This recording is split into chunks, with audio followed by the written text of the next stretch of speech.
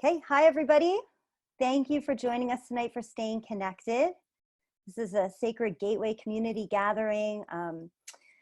We're all coming together, the planning committee for the Sacred Gateway Conference. We're coming together tonight to share with you and to have you share the ways in which we connect with those who have crossed the threshold. So thank you for joining us. And if you're coming in live right now, please let us know where you're calling in from. We've got people from New York and Canada and Arizona and California coming in, and you can type that right into the chat. And everybody's muted when they come in. You'll have the ability to unmute, but we're going to just keep everybody muted for this beginning part. Okay, thanks for everybody joining us. Any newbies, please type into the chat where you're coming in from. We'd love to know.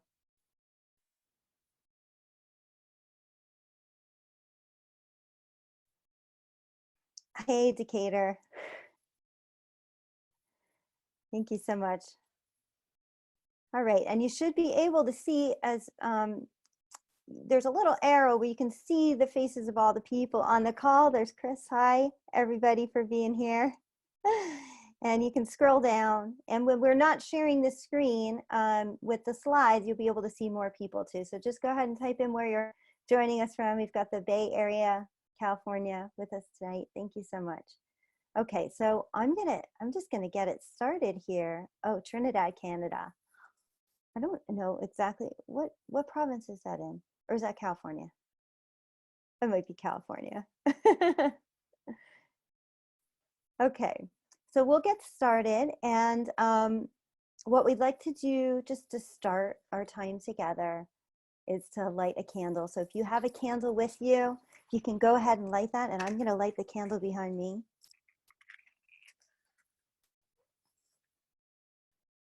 And then we'll read a verse.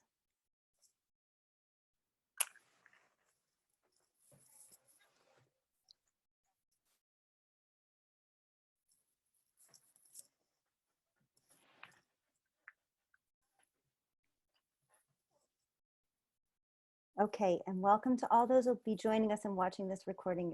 We're so glad that you've joined us too. Okay, I'm going to turn it over to Sandra, and you can just unmute yourself, and we're going to read our opening verse.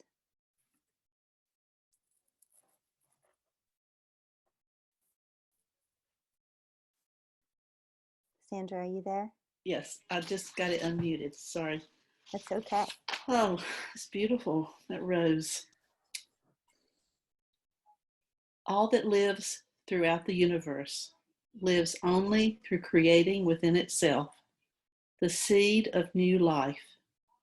And so, too, the soul surrenders itself to aging and death, only so that what never dies in us ripens to constant new life. Thank you so much, Sandra. And Sandra LaGrega is part of the planning committee. And we're all just going to introduce ourselves a little bit and let you know about our process. This planning committee for the Sacred Gateway Conference started meeting about 3 years ago. And we've been meeting pretty much every 2 or 3 or 1 weeks since then. And it's been quite a process. We had a couple other people that were a part of that group that you won't meet tonight. Lynn Stoll was a part of that group, and a lot of you know her work with the dead. And Joanna Carey, who is a lyre player, and she was a part of our planning group last year. And if I've missed anybody, please jump in and add them to this. But the core planning group is here. And when we first started meeting, we're each going to say a little quick something about our biographies connected to this work. I was pretty terrified to be taking on the topic of death, and I know a lot of people are. I had a pretty difficult experience losing my mother when I was 26, and I didn't really want to think about death or experience it. And through this conference planning, I have a much stronger connection with her. And so my candle is also lit for her tonight, and I'm just so grateful to have this new understanding of what it means to connect with those who have crossed. So I'm going to turn it over to Linda, and she can introduce herself. Linda, you just have to. Hi. Yeah, great. So I realized I did not come to this work like consciously, like I'm going to study death. Death came into my life unexpectedly. My first husband died, and I'd heard of a vigil, and it changed my grief and loss in that sudden kind of time. And then the next year, when my daughter, Kirsten, and her best friend, Nina, died in a car accident, and I was the only survivor, the whole community in New York came not only to support the vigil, but the whole community of us and the community of the living and the dying. And so something began to shift in my whole understanding of the spiritual world. And I came upon his indications that helped me deal with my healing. And then my second husband, he got cancer, and we made a conscious decision to live and die consciously. And so from that time, I realized in preparing for this that I just want to bring this feeling that I've been able to have of connection and more peace as a result of this work. And so then when Laura made the famous call to say, we've decided to do this conference, will you be on the committee? I said yes. So blessings, and I'll turn it over to Marianne. I'm Marianne Dietzel. I'm also from the Twin Cities in Minnesota, along with Linda, and we have been friends for decades. After our daughters died, we started a Reading for the Dead group. That group met together for 5 years weekly, and I've continued reading to the dead since that time. Early on, it was so crucial to me to have that group to go to, because as a mother losing a daughter, it gave me something I could still do for her in the world where she was, having crossed the threshold. So it was very important, that Tuesday morning every week, and why I continued doing it as my relationship to my daughter has changed from her being my daughter who died to a spiritual being. So it is still very meaningful.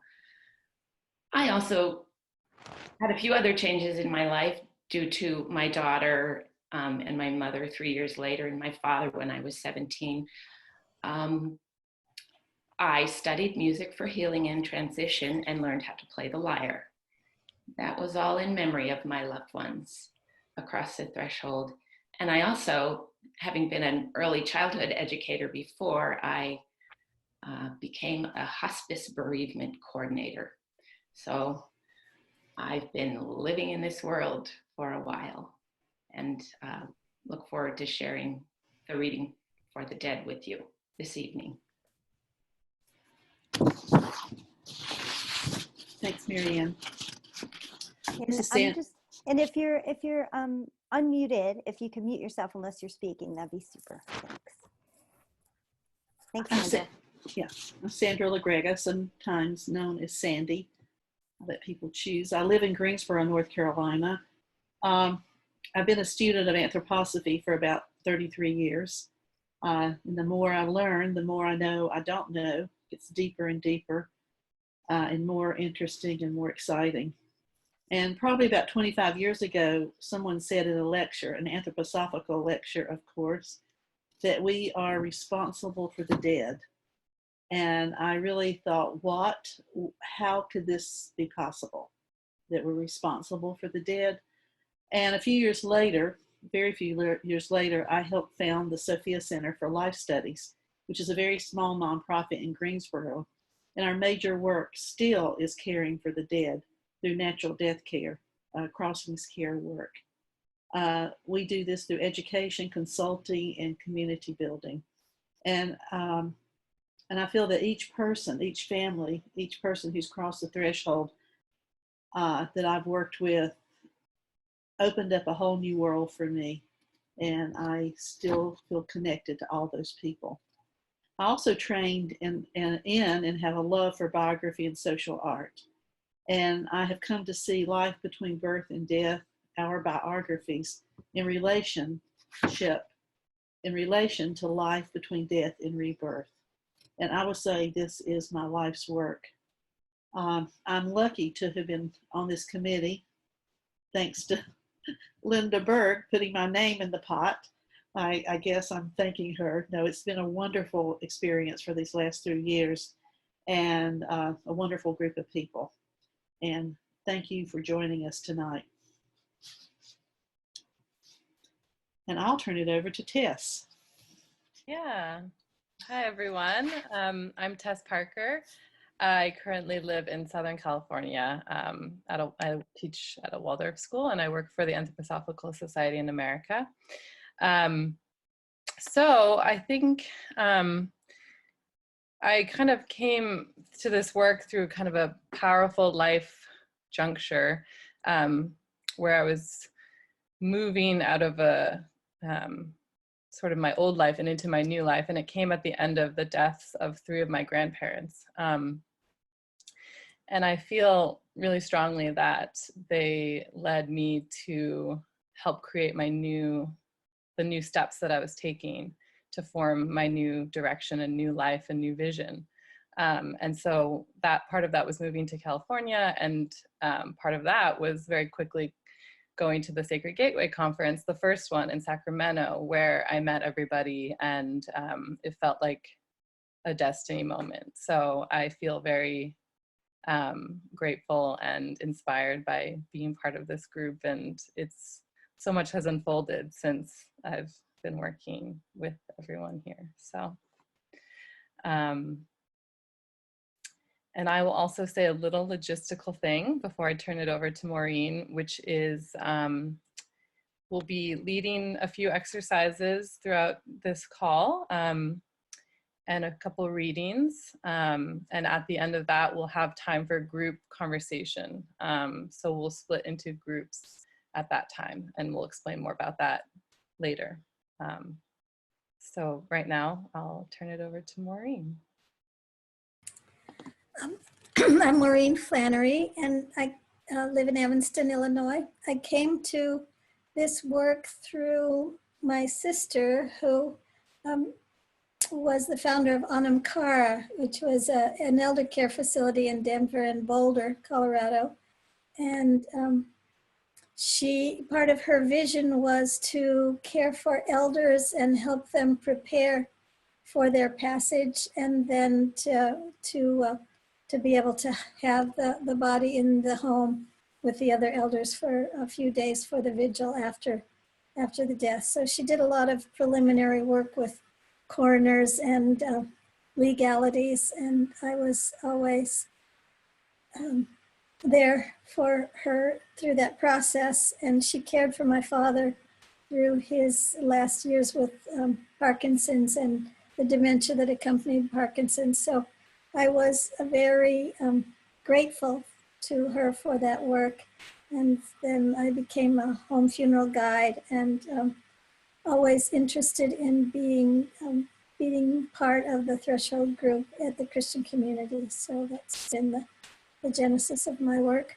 And as a poet, a few years ago, when I published one of my books, the editor said, "You know, Maureen, there's a lot of poems about death." And I said, yes, I forget who it was that said, death is the reason poets get out of bed in the morning. So I recently put together another book of poems all about certain aspects, one or other of the many aspects of death. And I'm going to read you one of them right now. This is called Thoughts of the Dead. Unrealized ideas of the dead blow like a wind through trees beyond our bed. Sprinkle the night with aspirations not our own, and spice our love with the desire of the disembodied. They fertilize our sleep like worker bees, their feet fluorescent with the pollen of another place and time. They perch like birds on the wire edge of our waking until we singing subliminal songs until we rise and set about doing the work the dead can no longer do.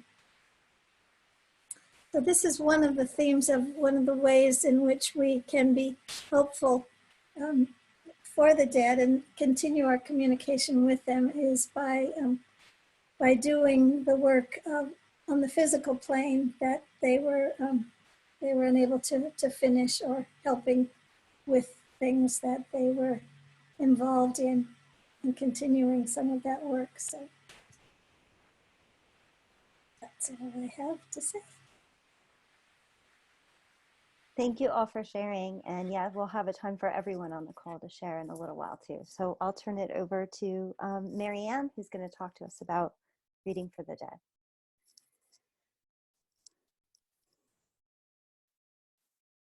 Marianne, you just have to unmute yourself if you're not unmute. Reading for the dead is a gift of love. It means reading something of a spiritual nature to your loved ones across the threshold. And it also means reading differently than if you are just reading to study. And it's all about the intention. So when we're intentionally reading for the dead, we read slowly. We emphasize the verbs. We take pauses often to make the thoughts your own, the thoughts that you are reading, so that they can find their way to the dead, your living thoughts. And let's see, was there one? Yes. Also, you can recognize reading for the dead as a practice if you make it into a ritual.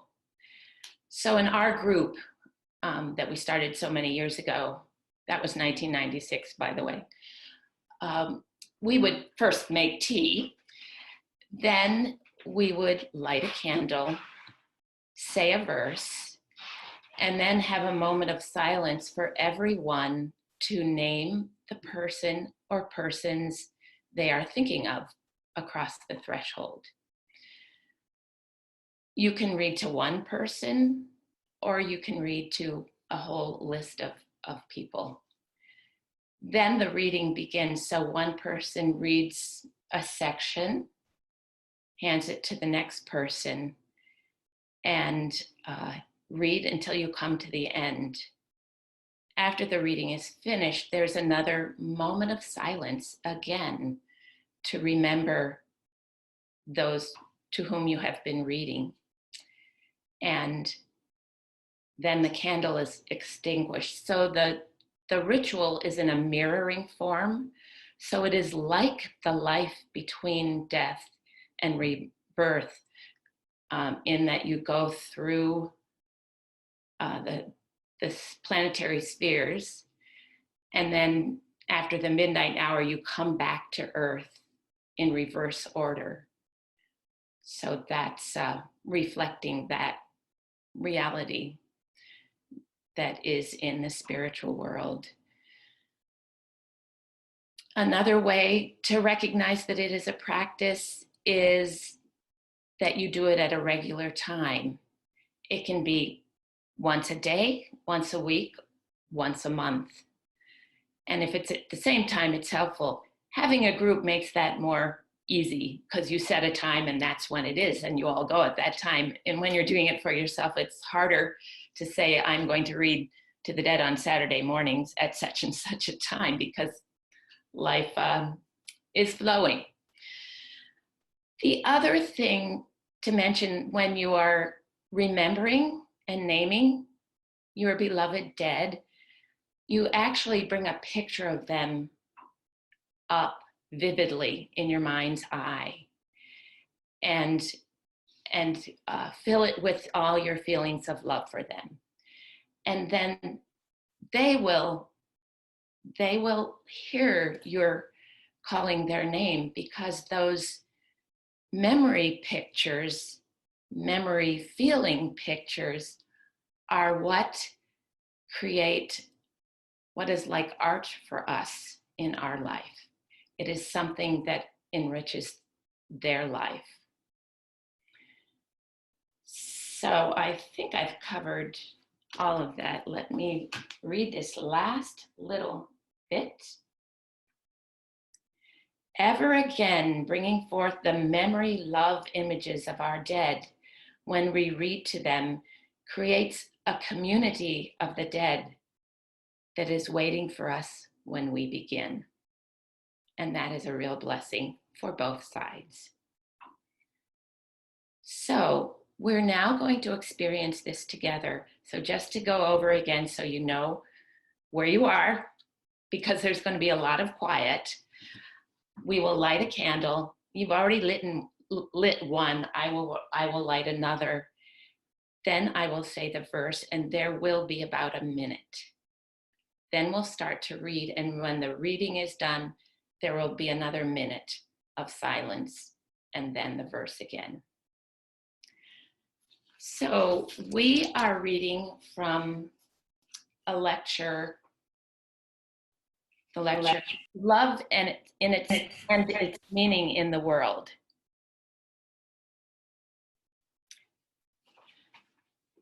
So,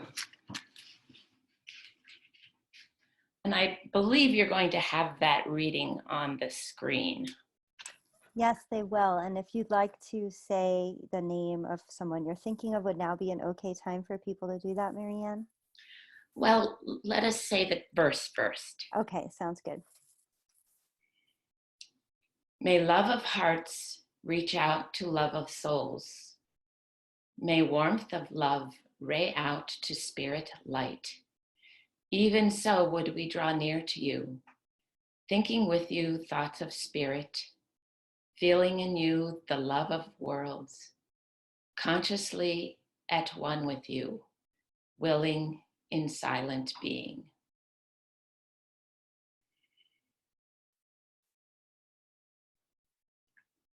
So you can think the names or you can say them aloud if you wish. And I'll just unmute everyone in so they can say it out loud if they want to with us.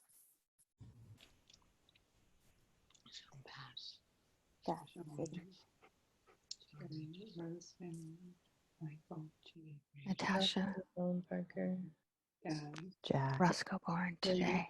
David Jones, Raymond, no. Samuel Neff. Janet, John, Martin. Robert. Paula, Jason, Hilda. Kirsten. Nina.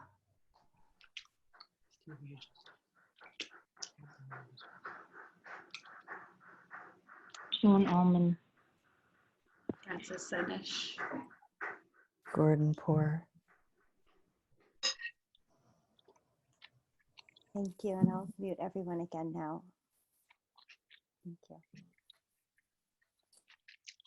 So I will be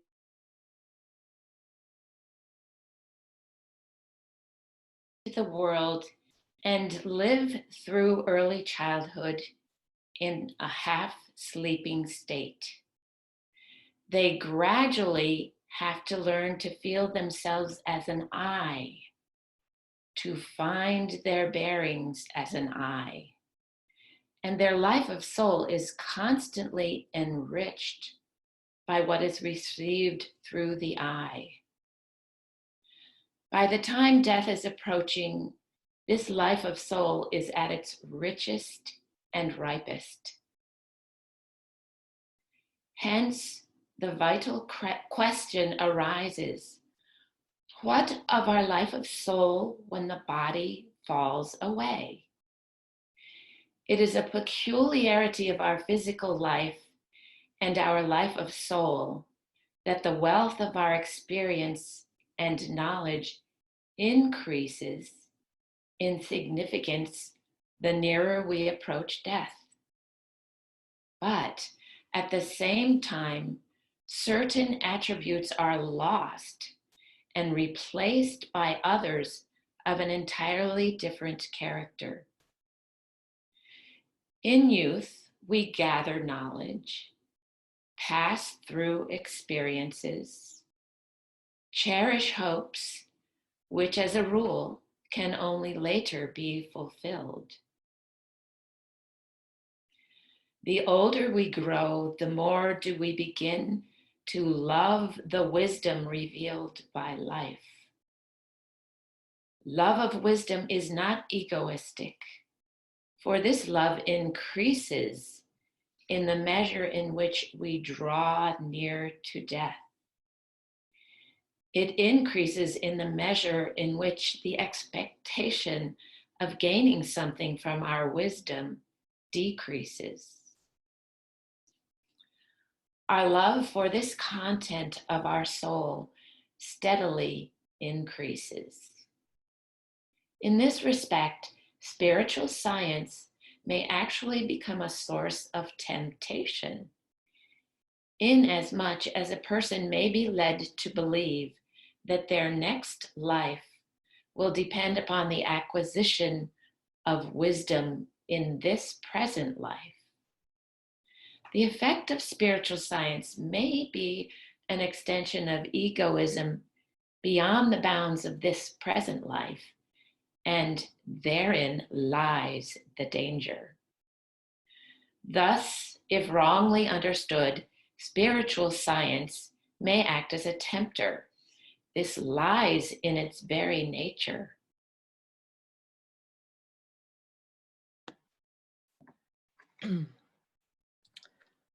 Love of the wisdom acquired from life may be compared with the flowering of a plant when the necessary stage of maturity that is contained within ourselves. Humans have often made the attempt to sublimate the impulse of love for what is within themselves. In the mystics, for example, we find evidence of how they strove to transmute the urge of self-love into love of wisdom, and to let this love ray out in beauty. By sinking in contemplation into the depths of their own soul life, they strove to become aware of the divine spark within them.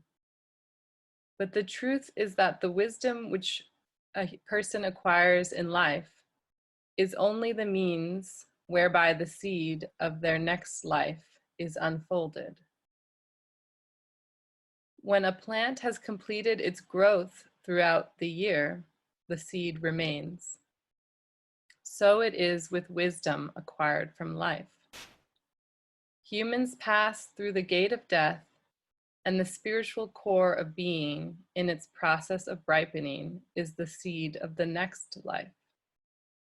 A human who feels this may become a mystic and mistake what is only the seed of the next life to be the divine spark, the absolute. This is their interpretation of it because it goes against the grain for a person to acknowledge that this spirit seed is nothing but their own self. Meister Eckhart, John Tauler, and others spoke of it as the God within because they knew nothing of reincarnation. If we grasp the meaning of the law of reincarnation, we recognize the significance of love in the world, both in a particular and in a general sense. When we speak of karma, we mean that which as cause in the one life has its effect in the next.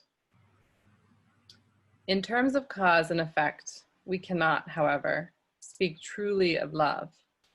We cannot speak of a deed of love and its eventual compensation. True, if there is a deed, there will be compensation, but this has nothing to do with love. Deeds of love do not look for compensation in the next life. Suppose, for example, that we work and our work brings gain. It may also be that our work gives us no joy because we simply do it in order to pay off debts, not for actual reward. We can imagine that in this way, people have already spent what they are now earning through their work. They would prefer to have no debts, But as things are, they are obliged to work in order to pay them. Now, let us apply this example to our actions in general. By everything we do out of love, we pay off debts. From an occult point of view, what is done out of love brings no reward, but makes amends for profits already expended. The only actions from which we have nothing in the future are those we perform out of true, genuine love. This truth may well be disquieting, and people are lucky in that they know nothing of it in their upper consciousness. But in their subconsciousness, all of them know it. And that is why deeds of love are done so unwillingly, why there is so little love in the world. The human being feels instinctively that they may expect nothing for their I in the future from deeds of love. An advanced stage of development must have been reached before the soul can experience joy in performing deeds of love, for which there is nothing to be gained for itself. The impulse for this is not strong in humanity, but occultism may be a source of powerful incentive to deeds of love.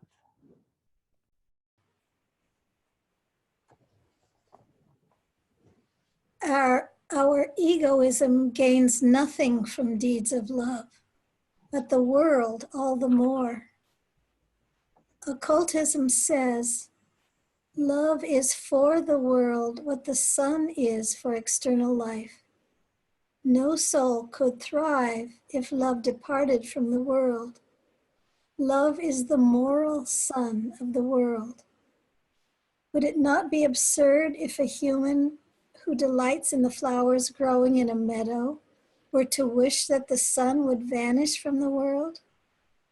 Translated into terms of moral life, this means our deep concern must be that an impulse for sound, healthy development shall find its way into the affairs of humanity. To disseminate love over the earth is the greatest measure possible to promote love on the earth. That, and that alone, is wisdom.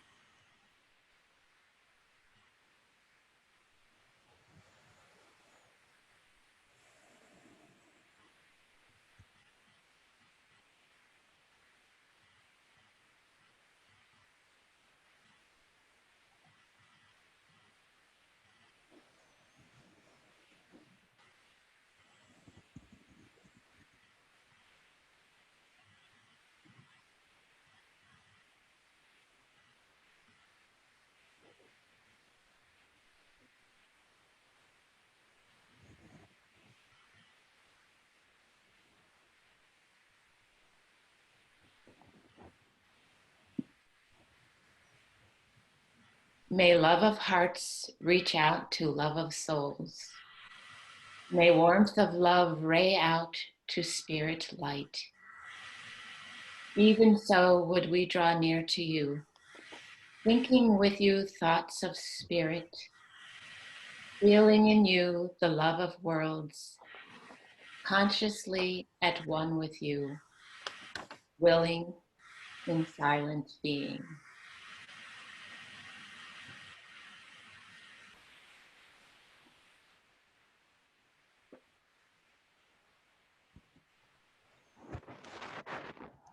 Laura, can you go back to the other there for just a moment? We are so honored and privileged to have you with us, for you are the reason that we are doing this call tonight. We're now exploring this connection with those on the other side as a part of our conscious living and dying work.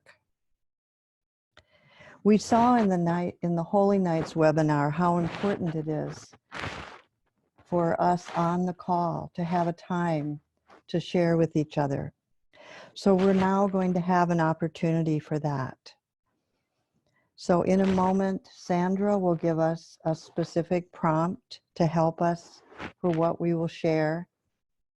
And then Laura will break us into chat rooms. And so I want to go over now the touchstones for this special time together. Now we could go on. We're going to do a special kind of listening and sharing so that each person will have an opportunity to share some connection to someone beloved. So I want to go over the touchstones that helps us create that space for listening, this kind of heart-based listening. It's a special kind of conversation. The first touchstone is honoring confidentiality. Whatever is said in the chat room will stay with us in that space. We will honor each other's stories by holding it deep within ourselves. The second touchstone is that we will share what is right for us to share, what is comfortable. And we always know we have the right to pass. We also have the right to wait until someone else shares because it's not quite right yet. The third touchstone is our listening as a witness. It is not like a regular conversation in that we are going to, in silent respect, not interrupting, we're showing our interest by presence. So we won't be interrupting or asking questions during the sharing. We'll be holding the space so the story can unfold at the pace of the speaker.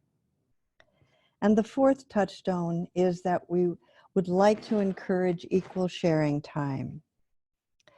Now we need your help with this. So when you are in a chat room, if you could have someone be aware, and I think Laura might help us, but we'll have, if each person could have 3 minutes of their own sharing about the prompt that will come, then that would end and we have a moment to take it in and have the next person. And when everyone has shared, then if there's time left, we can have a conversation where we can extend the wishes, the wonderings that come from that time. So now I'll turn it over to Laura to help us go into the next section. Okay, I'm going to stop the screen share. I think Sandra needs to give the prompt, so that's okay. Right. But I'm going to stop the screen share right now and hang on, let me see if I am going to stop it. No, I'm not. I'm going to turn it over to Sandra, then I'll stop the screen share and everyone can talk to each other. If this feels a little uncomfortable for you, you don't have to leave the webinar. You can just stay in the room with me and we can either talk or we can stay silent. So you can just decline the chat room if that's not your jam. Okay, Sandra. Thanks. I'd like to start with a quote. The purpose of earthly life is to develop connections and relationships that can be continued after death. That's from Rudolf Steiner's book, Staying Connected. So here we are together. We're going to get together in these smaller groups with an opportunity to connect and to create a sacred space of listening, speaking, and remembering one of our loved ones who has crossed the threshold of death. So in just a few minutes, Laura will put us in those rooms. But as we gather into the small group, I invite you to see yourselves as co-creators of a sacred circle. I think this is very important in this work and working with the dead, the so-called dead.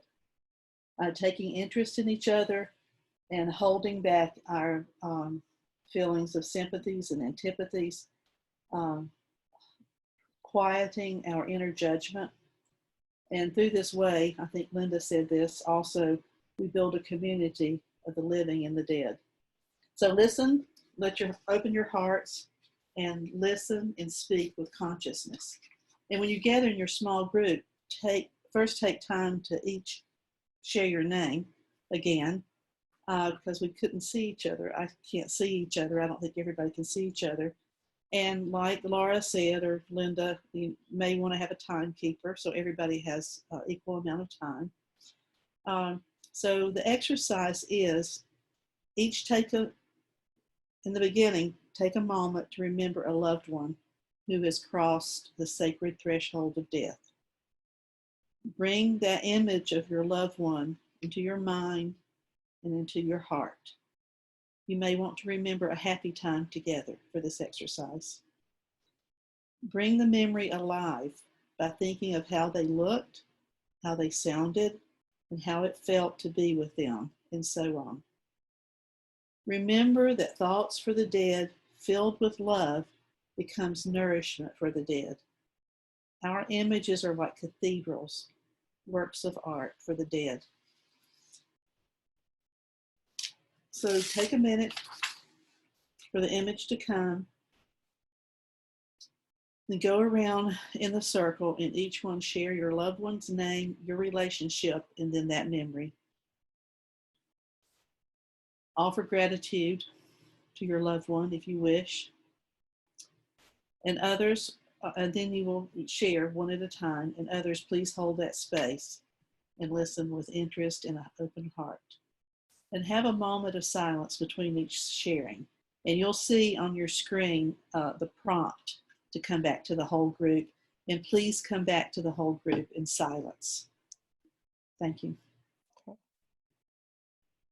Okay, so here we all are as a group. Everybody can see each other, unless you're on the phone, but so it's nice to see everybody's faces. So what I'm going to do now is put everybody into groups. If you end up in a group alone, you can, because that happens sometimes, you can either take time to contemplate yourself, or you can come back into my room. You can leave your room and you can come back into the room that I'll be in, and we can have a conversation too. So if you didn't get all those instructions, don't worry. The most important thing is that you have this vivid image, memory of the person, and you're going to share that and say their name with the person that you're with, and have equal time for each of you to share. I get that right, Sandra? Yes, yes. Okay, so I'm going to put you in breakout rooms. So there'll be 7 rooms with 4 or 5 people in each room. And if you don't want to be in the room, you just decline. And you'll get a little prompt from us when it's time to come back into the large group. And if you don't remember anything I'm saying, don't worry. It'll be self-explanatory. I'm going to mute everybody because sometimes when people are on the phone, they can't unmute themselves. So I'm going to unmute everyone. So here we go. It's going to get a little noisy. Hey, everybody. And I'm going to put you in your breakout rooms and just accept the breakout room and go in. Okay, ready? Here we go.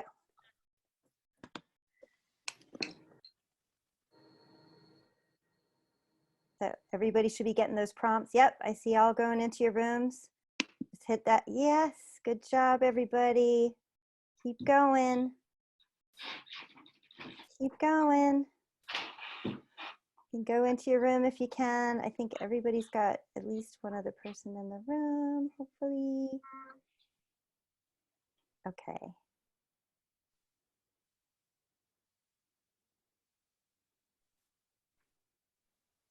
Okay, so those of you that are in here with me, I see a lot of you are on the phone, but if anybody wants to share, I am here to listen, and Marianne is here too, and we are here to listen.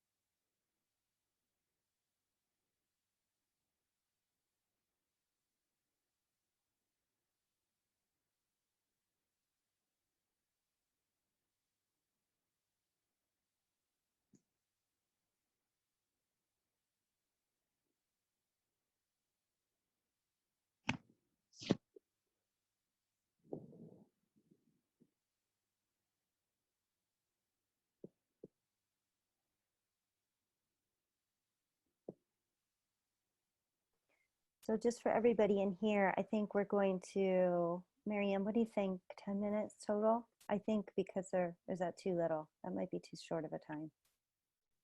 15. So everybody in here will just have to like hang on. And maybe you're meditating and I'm interrupting you with my voice. I'm sorry. But I think 15 minutes total. Yeah, okay.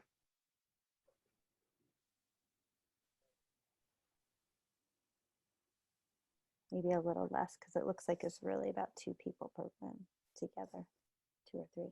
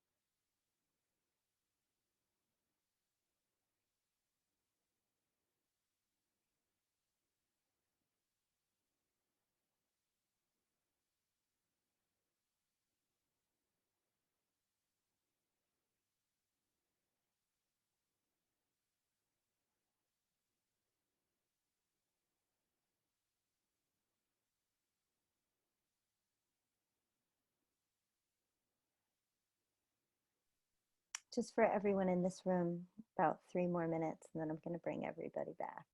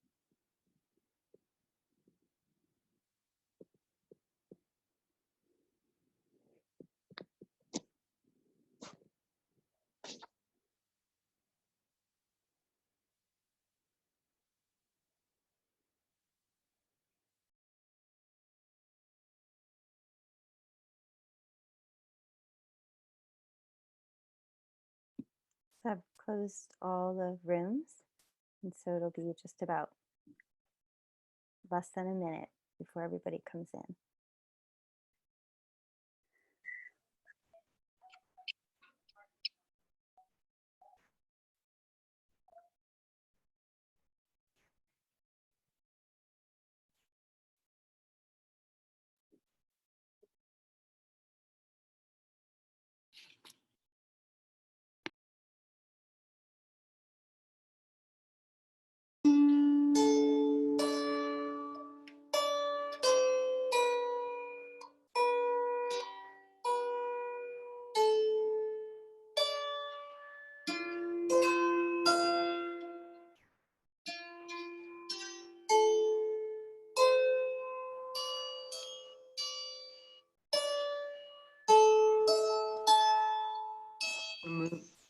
Oh,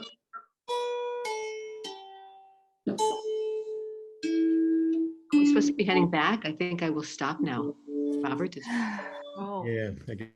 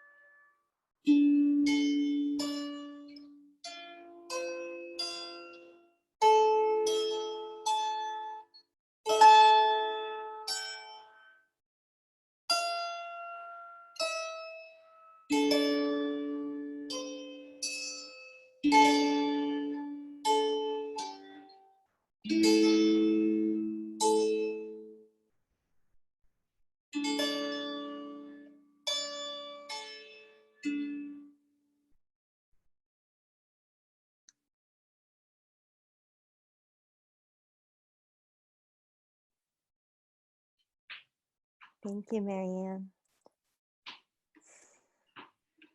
I'm just going to turn it over to Tess now to see if anyone would go ahead. Oh yeah, sorry, I was unmuted. Yeah, that was very special, and I just wanted to ask if anyone had anything they'd like to share to the group, and when you do so, you can just unmute yourself, and then mute yourself back when you're finished. Anything about the experience or conversation or sharing, or even the reading for the dead, but yeah.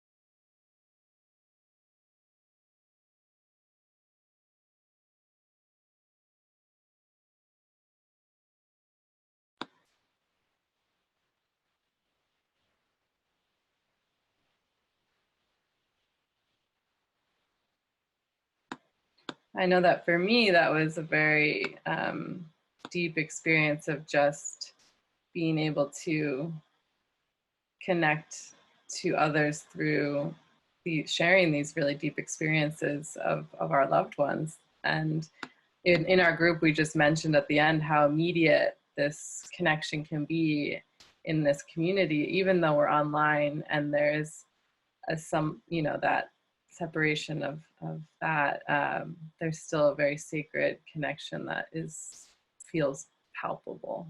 So.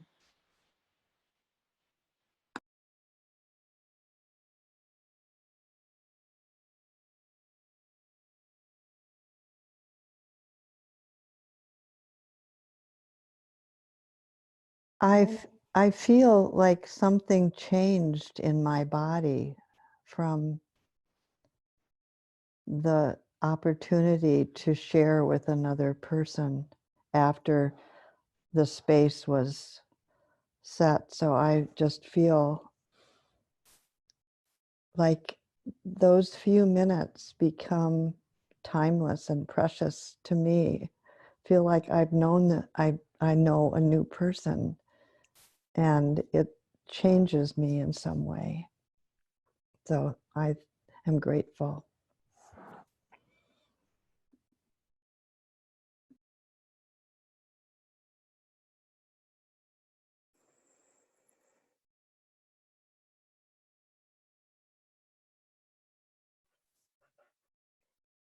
Well, just one last chance. If anybody wants to share, you can just unmute yourself or go ahead. Jennifer, hang on, you're still mute. Can you unmute yourself, Jennifer? There you go. Okay. This is sort of a practical question. There were only 3 of us, but for whatever reason, my lack of being a very good timekeeper and not knowing how much time we had all together, with sort of, Yes. We knew we had 3 minutes each and so on, but Robert didn't get a chance to share. And I'm wondering if there is some way that we could stay on as a group after the whole thing is finished. Robert, I don't know, I'm proposing that to you too. So. Here, Robert, you're now unmute. Go ahead. Yeah, I don't know how much time you have left, Laura, for the whole thing, but I can't actually stay on for too much longer. Okay. So we'll I don't know how I'll ask you how you want to work it, Laura. Okay. Yeah, so I see Linda's hand. We have 15 more minutes, but we're actually probably going to conclude now. So after I can stop the recording, and then the 3 of you can stay on and share, and I can just walk away from that space and then close it in about 5 minutes. Linda, did you have another suggestion? That was very sweet, Jennifer. Thank you. I was thinking that with my person, we needed to figure out a way that we were going to connect. And so whether, whether there's something we need to think about is follow up when personal connections get made that we can help with. Yep. Because if something wants to be more, so I'm not quite sure how can we, let's figure that out. Yeah, and this happened on the Holy Nights too. I don't know how many of you were a part of that, but we did this for 12 nights, and people were like, how do I get in touch with the person that, and her first name was this, her hair was this color, she talked about her cat, you know? So what I would suggest right now is if you know that person's name, in the chat, you can chat with them privately. You can find, I think, Tess, can you do this? Yeah, so if you go to the chat, if you scroll down, it says to everyone, but you can actually click on that and you can find the person's name and do a private message. And then you could just, we'll have like a minute, you could just exchange email or phone at this time. So let's just take like 30 seconds right now to do that. I wonder if Robert would like to share with the whole group, where we seem fairly small at this point, and we'd have time to hear his memory if he'd like to. Robert, you're on the spot. How would you feel about that? Let me try to unmute you. I can't, I'm having a hard time unmuting you. You try to do it. Yeah. I think to go in the small group would be better for me, just to complete that experience with them, with Jennifer and Madeline. Yeah. Great, super. Okay, so I'm going to pull up the closing verse, and we just wanted to invite someone from the group to read it this time, right? So I'm just going to pull that up. So give me a moment. You're not going to see each other for a minute. You'll be able to, you just have to scroll down through people. So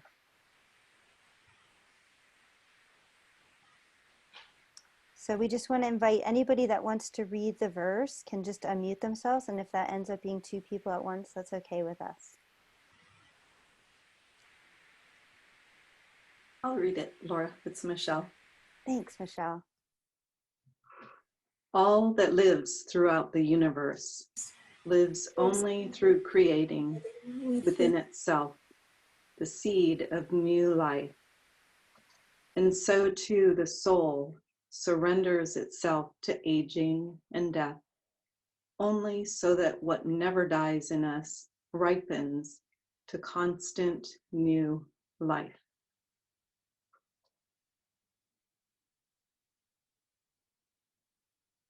Thank you, and I'm going to blow out the candle.